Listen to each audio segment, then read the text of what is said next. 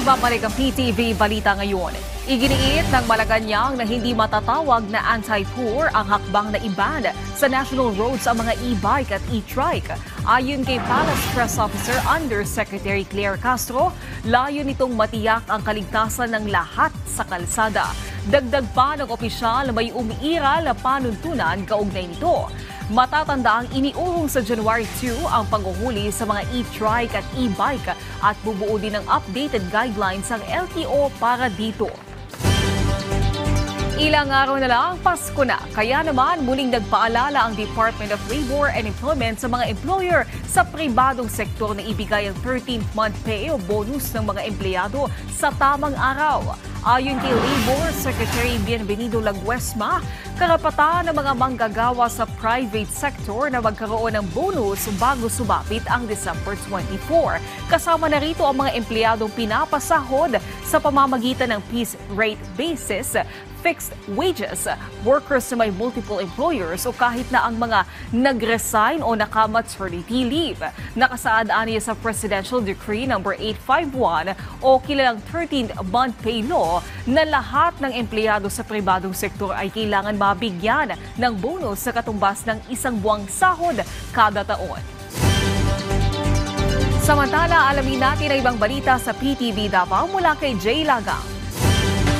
Mayong adlaw, sikop sa kapulisan ang 25 ka individual atud sa usa ka coordinated operation batok sa illegal nga pisikal ug online nga operasyon sa sabong sa Purok 2, Barangay Batangan, Valencia City, Bukidnon, nitong Nobyembre 28 ning tuiga.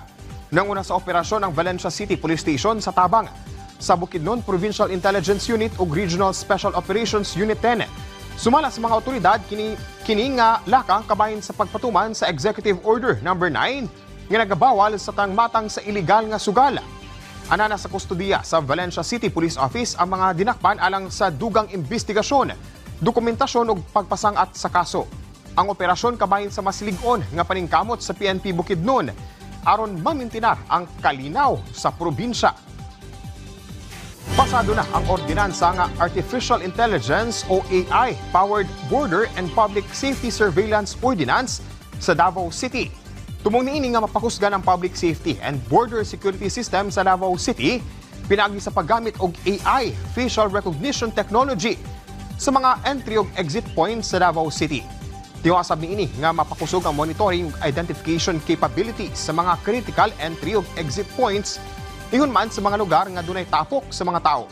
Pinagisab niini matabangan ang mga otoridad sa pagsubay sa mga persons of interest ug pagdetect sa mga posibleng hulga sa syudad. Ipatuman among ordinansa sa pipila ka mga lugar sa syudad sama na lang sa City Hall, sangguniang panglungsod, Hall of Justice, mga major parks, airport, pantalan, terminal, entry ug exit points ingon man sa mga sub-border control points ug uban pa. Ug mo kadto mga nagunang balita dinhi sa PTV Davao. Ako si Jay Lagang. Mayong adlaw. Daghang salamat, Jay Lagang. At yan ang mga balita sa oras na ito. Para sa iba pang update, follow at ilike kami sa aming social media sites at PTV PH. Ako po si Naomi Tiburcio para sa Pambansang TV sa Bagong Pilipinas.